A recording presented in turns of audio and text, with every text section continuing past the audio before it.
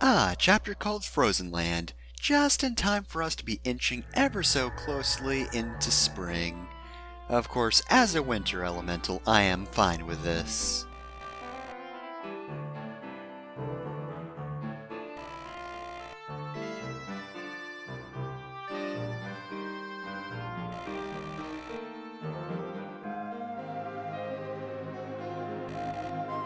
Well, look on the bright side. They can only state that all of those things are happening. There's no vertigo status effects.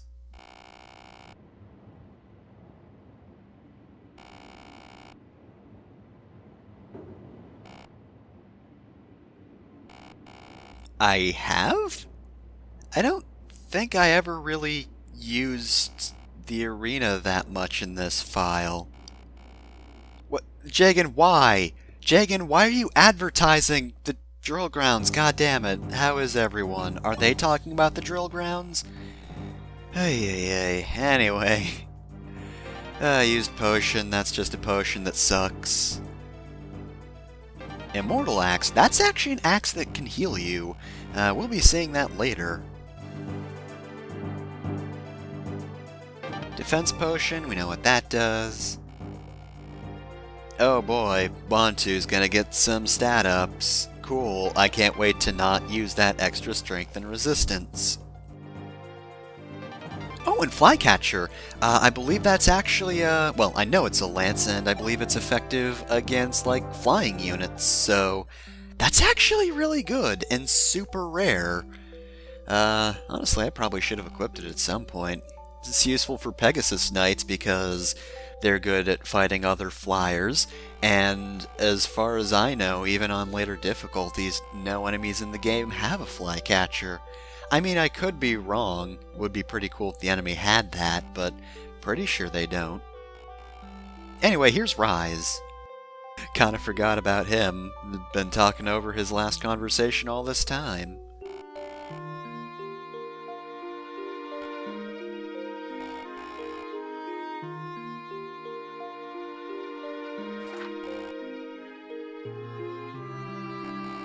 I mean, I hope it's from like Altia Castle and not where we currently are, cause it's gonna be a bit difficult to follow otherwise. Rise, please don't Google Maps me. Rise, why? Rise, why do you keep saying these things? You weird old man. God. Old people. Arcanian old people are always the worst. Alright, oh hey, here's the only conversation we're seeing on this support line, cause I don't use Fina that frequently in this playthrough, nor do I really use Navarre that frequently. Together, though? No. I hear it can give you an extra turn in battle.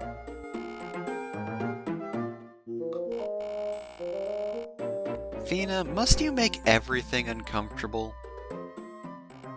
You're just lucky Navarre's not the type to kink shame, or really to have any sort of interaction with anyone, really.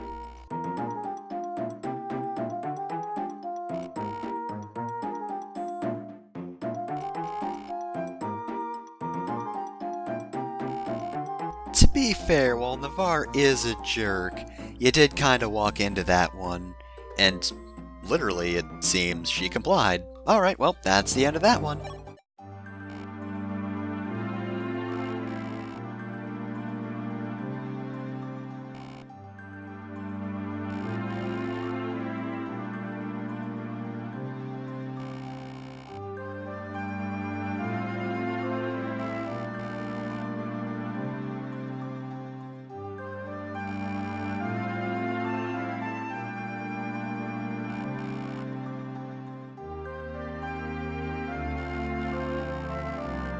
I like how she stopped herself to make it seem worse.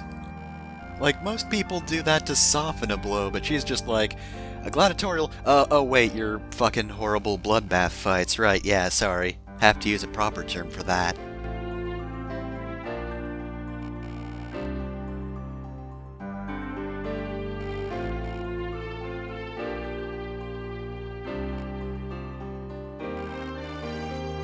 I mean, it's probably loyalty. 'Cause I mean, like, we all know she's talking about Seda, right? It's always Seda. Does Ogma even know anyone else in this army other than Marth Seda and his own mercenaries? I don't know if he does. Oh, and Navarre, his anime rival, how could I forget?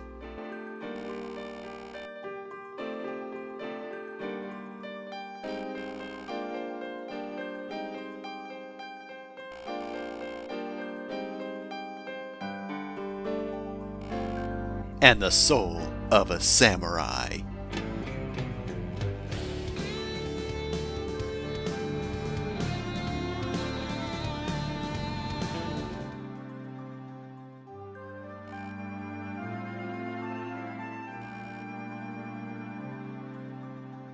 And so, Iris proceeded to follow Ogma's example of not getting any damn points in strength.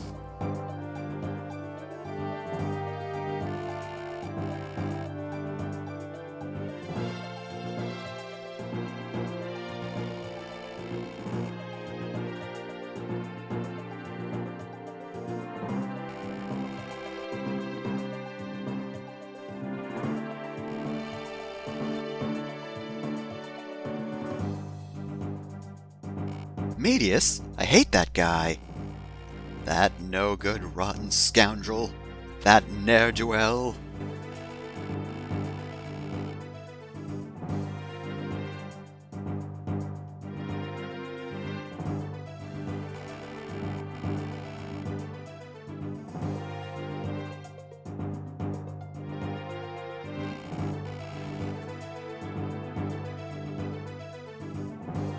Alright, there's that part of the story. And now let's actually hear about this specific area.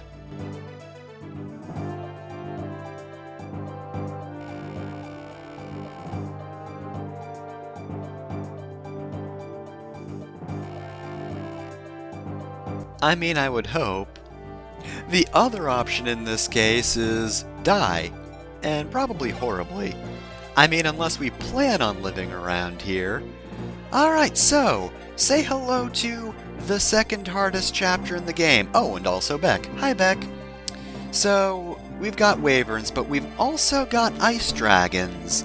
So, you know how fire dragons are tough? Well, guess what? Ice dragons are worse. They're just better stat-wise. They're just as nasty, but more so. They're like Kaioken times 5, you see, in that they took dragon and just said, okay, it's a different dragon now, and now they're threatening. I mean, could he meet us halfway? That'd be nice.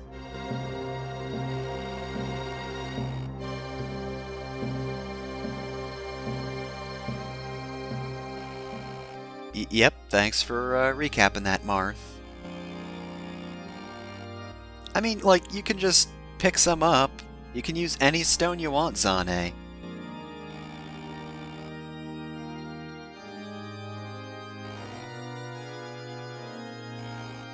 Okay, so, this is actually one of my favorite lines in the game. Like, Zane just casually dropping this is actually why I like him as a character. Like, he initially comes off as this carefree person, and I guess he kind of is, but not because he's interested in this world. It's more so because he doesn't give a damn about anything. And I mean, like, yeah, I get that.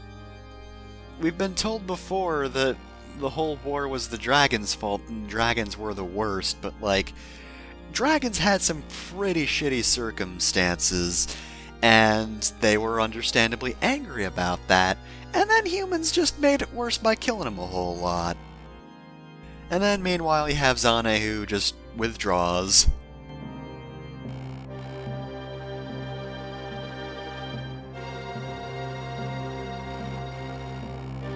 Well, alright then. I guess if you're kinda nihilistic, then that's as good a reason as any.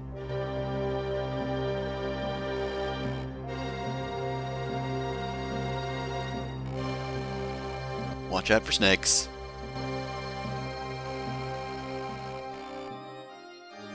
I mean, either that or they're just really angry. I mean, they're in the way is the thing. They might not be protecting it purposefully. Anyway, though, yeah, so the reason I say this is the second hardest chapter in the game is pretty much this introduction, because you have an ice dragon on each side, and you have a whole lot of other units. You just have a nice healthy mix of magic units and physical units and some goddamn dragons. So, this, of course, would be far worse in harder modes, because in harder modes, those dragons would be attacking back, and I don't think I'd care for that.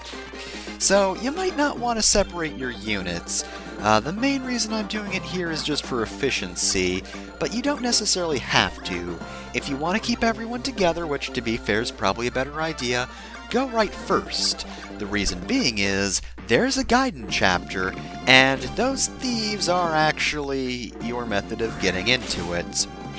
So, in order to access the Gaiden chapter, you either have to clear this chapter in 20 turns or fewer on normal mode, or kill both of those thieves before they take the treasure and get away. Now, thankfully, there's no treasure on the left side. The thief on the right will, of course, go for that treasure chest, but this guy over here, the other one, that's not currently on the screen, he's just gonna book it for whatever, meaning he is going to cross your path. So, yeah, focus on the right side first, for sure, and then go back left if you can't take this on. That being said, though, even separating, I mean, I had trouble with this, but I got through it eventually. Took me like 2 or 3 tries, I want to say. Anyway, these wyverns are going to be a pain in the ass. Thankfully, of course, as with all thieves, letting this thief get to the treasure chest isn't the worst thing in the world, because you can just kill him to take whatever he took. This isn't one of the Game Boy Advance Fire Emblem games in which sometimes just money on its own, not in Boolean form, is in treasure chests, and then if the thieves steal that, you're shit out of luck, and you can't do anything, and that money's just gone forever. Hey, yeah, by the way, that fucking sucked. I'd just like to throw that out there, now that I've remembered that that's a thing. I fucking hate that.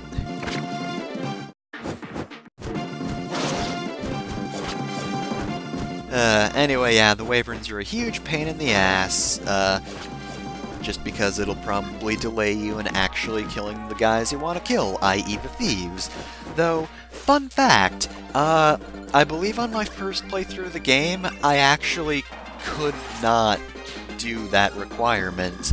I think I actually allowed one of the thieves to get away, one or both, because I just could not take the introduction, or at the very least I couldn't take it at a fast pace, because I don't think I've ever done the smart thing and just held back, or, gone to one side, but I'm pretty sure I didn't actually do the requirements. Which means, yes, I cleared this chapter in under 20 turns somehow, and to be honest, I don't know how I did that either. This isn't really an easy chapter. It's kind of difficult, and also kind of lengthy. Honestly, I feel like the one with Lang is probably one of the easiest chapters to clear quickly. Either that or 2 mages. That one is also fairly easy to clear quickly, but this is just a big spiral with a whole lot of tough enemies. At this point, though, we're actually at the slightly easier part of the chapter. I'm not gonna say you're in the clear once you get past the beginning, but at the same time, once you get past that initial bit, you at least have a lot of breathing room before moving on. That being said, though, the end of this chapter is pretty difficult, more so because of the Lunatic version, which does not actually add any new enemies, it just adds a few new spawn points. We'll talk about that later. So, I made the mistake of accidentally aggroing these enemies with Ogma, which was, not a good idea, admittedly, because now everybody is after me, which, This isn't really the largest party, so, like, this is a little less than ideal. I have a whole lot of enemies coming after me, and I don't know if I'm fully prepared. Well, to be fair, me looking back on this episode in post, I know I'm in the clear, I know I'm fine, but still, it's a little worrisome when I was playing. Anyway, though, yes, don't worry about Beck. He won't try to murder you for no reason, unlike Daros, who became a highwayman in a generally lawless area, so he wasn't really a highwayman. He was just doing things that were morally reprehensible, just out of sight of, you know, robbing people. Which seems more of what was his concern at that point. He never mentioned the dragons. No dragon-based crimes.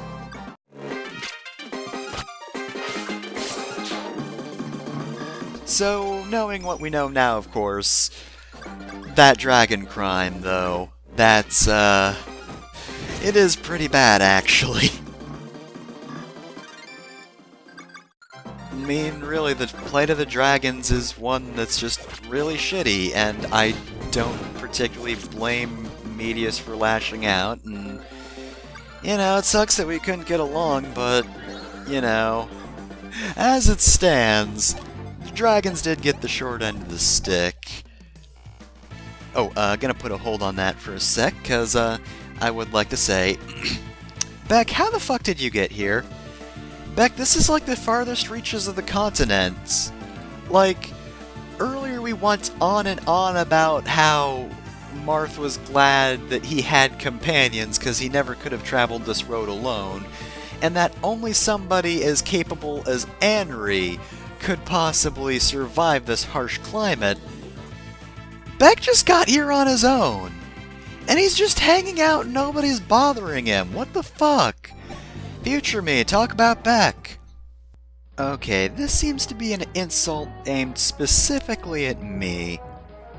So, Beck here was our other ballistician in Shadow Dragon, and the one I actually liked. And he doesn't seem to have nearly as good stats as Jake does. I mean, you can't compare them perfectly. After all, Beck is a horseman, which I know I said they were more rare when I brought up Robert, but still don't have quite as many of those as we do cavaliers. And besides, horsemen are always pretty good. High movement, bows, you really can't go wrong with that. And that being said, while he doesn't have any growth rates that are anywhere near as staggeringly noticeable as Jake's, they're not bad. It's all fairly well spread out, though. His luck's a little low, as is defense, and it's one of those cases where he has 5% magic growth rate for no reason.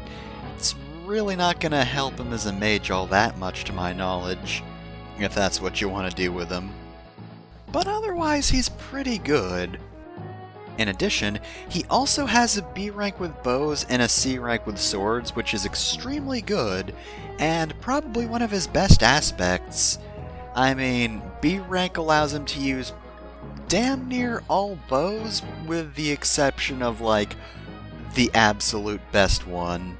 And a C rank in swords allows him to use some pretty good lower level swords, as well as killing edges, so hey, I can't argue with that. But, like, seriously though, Beck, what the hell? God, so yeah, they added pretty much every character who's been in Arcania, and some of them they just shoved in here for some reason. Probably due to the fact that you don't get any characters here, you know, in the original version. Probably because that didn't make sense. And I mean, the Sable Order at least made sense because they're, in canon, fairly powerful, knights, and as it stands, the Altian army had cleared the way anyway, so they had to deal with a harsh climate, not so much a whole lot of bandits and dragons. But, like, Beck got here ahead of us! How did he get here ahead of us? He's one man on a horse! How did the horse survive at that? I don't think horses are really good with cold climates. I mean, I could be wrong, I don't know a lot about horses, admittedly, but, like, I don't hear a lot about Arctic horses, truth be told. So I'm just wondering, how the fuck he managed to get this horse here? Alright, so there's another secret shop here, which has got some pretty good equipment, but you might actually want to put it on hold for now. Yeah, as you can see, all the stuff is really good. Physics staff especially. You can actually find one in the Fire Dragon Cave back at Chapter 7? Which, I'll be honest, I did not get any cave items in this game, but apparently cave tiles actually have items, so if you ever see any, enter that cave. Again, I don't think I got any because I actually didn't know about them. So that's my mistake, but yeah, you can apparently get a physics staff in that chapter. In my other file, I keep missing physics staffs because I missed this secret shop in that playthrough. And of course I didn't get the other physics staff, so I'm pretty sure actually no, I do have the one. I did check, I have one. I could have more though, and physics staffs are pretty good. Not the best, but pretty good. Anyway though, I put a hold on talking about Medius for a sec. I don't have too much else to add, other than, they do try to imply that there's some nuance to Medius's character. There isn't. I mean, they brought up at the beginning that, you know, you can kind of pity Medius. Zane does, and I kind of agree with him. He's very angry about the plight of dragons. He did not want to give up his dragon form. And as stubborn as he was, you know, his anger's justified to a certain extent. I mean, maybe he shouldn't have waged war on humanity, but I don't think he's completely evil, other than the fact that he's never really written to be anything else but just kind of completely evil. The writing in this can sometimes be okay, but unfortunately it never really backs itself up all that well. They have this stuff about Medius and, you know, how he could be pitiable, but the rest of the writing, especially when Medius is on screen, doesn't really line up all that well, if you had to ask me. I think he comes a little bit across as a generic villain. Maybe not like the most generic villain. I do love his line about opening up like a crevice in the earth and just throwing you directly down into hell. That is a battle quote kind of rules, actually. Okay, so this part, you're gonna be attacked by some dragons and some mages, and it's gonna suck. Also, entering this little island in the center is the activation for some spawns. Also, I wouldn't suggest killing the dragons if you're on top of the trees, because while they do give you extra avoid, first off, ice dragons actually have some pretty good skill, so they are more likely to hit you. Second off, there's also this. You don't want to take too much damage for this. Oh wait, shit, I didn't even get to the point of not wanting to kill them. The reason being is, the trees actually do overlap, so like, both the dragons can actually hit you on those squares. God damn it, Seda. So yeah, where Cecil's standing right now, or was standing, had I killed one dragon, the other could have just moved in and attacked me there. Honestly, it would have been a better idea to just hang around, like, the outside of their range and kill them, because that area, like, right at the outside, that single square next to Iris, of course, that spot, you'll only be attacked by one dragon. Anyway, though, about these spawns, 2 waves of ice dragons. It's, pretty difficult to deal with, actually. It's even worse on Lunatic, in which 2 extra wyverns spawn. 1 on each side, and about the same area where the initial wyverns were. So you got those fuckers to deal with. So, yeah, the end of this chapter. Honestly, now thinking about it, this chapter might actually be tougher than I'd given it credit for. Because again, 2 waves of dragons. 2 waves might not seem too bad, but it's ice dragons, so it is actually pretty bad. And of course, on harder difficulties, you have the Wyverns, so honestly, thinking about it, this might be the hardest chapter rather than the second hardest. I could have been wrong about that, in which case I apologize. This one has a very tough beginning and a very tough ending. The middle's not so bad, though, even with all the other dragons. You have a lot more room to breathe, you can heal a lot more. You don't have, like, the beginning of the chapter, in which you have a variety of units to kill, and also you're kind of pressed for time because of the thieves. Yeah, honestly, that bit in the beginning is tougher than I give it credit for, because even killing the dragons immediately, you still have to deal with a mage and an axe fighter. Which is quite a bit, because most units are only good in resistance or defense, not both. And not half bad. Alright, so, thankfully they're gonna stop spawning now, which is good. So we just have to clean up this mess. And I believe back there the AI might have gotten distracted with one character. Like, I think it went for Seda when it would have been a little bit smarter to just go for Cecil, because she is almost dead now. But hey, I'm not going to complain about being alive. I am going to complain about that wicked high defense, though, like, dang. 16 defense. 16 defense is pretty good, in case you didn't notice. I mean, I could have Ryan just wipe the floor with him, because Ryan's kinda built for that sort of thing, but I don't know, he's already promoted. This child is already far too powerful. We don't need to make him stronger.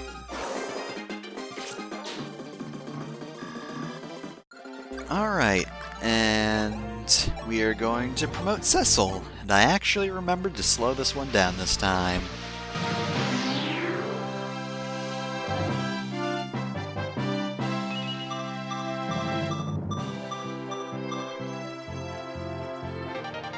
Alright, so, let's finish this chapter off. Thankfully, the boss ice dragon isn't so bad, unless of course you're playing harder modes, in which case, he would just breathe on Cecil and she'd be dead. There's nothing she could do about it. I'd probably have to kill him with Ryan or something. On the bright side, plenty of experience for my already very strong healer. Well, maybe not strong so much as very experienced, but anyway, yeah, like I said, plenty of people to heal, plenty of time to breathe. Of course, like I said, I have no clue how I actually managed to clear this in under 20 turns in my first playthrough. I mean, if I wasn't good enough to kill those thieves, I don't know how I managed clearing the stage in 20 turns. Because that's not actually that many turns. I probably didn't linger around as much, but still. Oh, goddamn. I probably should have used Hodicler more, but to be fair, the aim wasn't to kill the Ice Dragon, just to weaken him enough so that Rhodey could do this. And I almost fucked up and sent the Master Seal to the convoy, which would have been redundant, because I kinda need it. Because my other Cavalier's also promoting now. Alright, so, honestly, having 2 promoted Cavaliers at this point, pretty good. I do like that.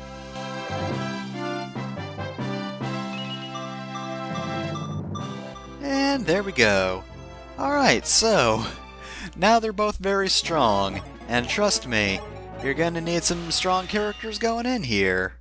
Of course, I did mention there'd be a Gaiden chapter, so we're not gonna get to the tough part just yet. Zane, please, tell me about the orbs.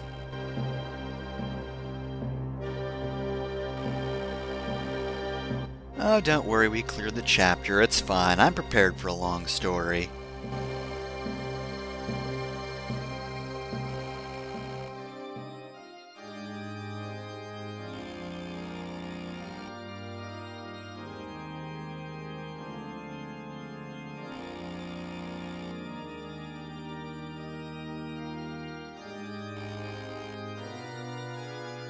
Well, dang. Which begs the question, again, how long does Irreparable Ruin take? 'Cause they seem to have been missing for a while.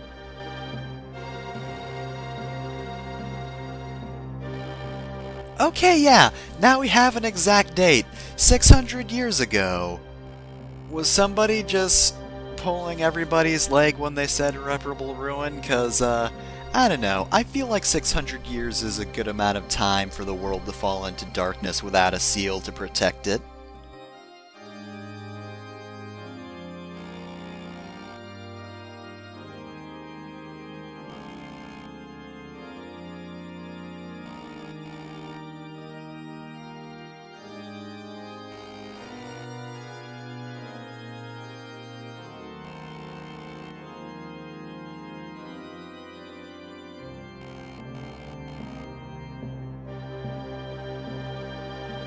Hold on a sec, Zane. We've got stuff to do first. I mean, there was also Beck. Honestly, it's not as big a deal as we've been told. Oh, a battle. Okay, gotcha.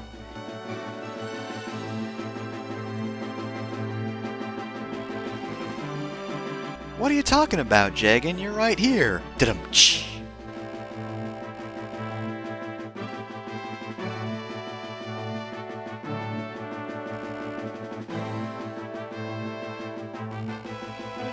If there are no allies, we pull out immediately and just say fuck that shit.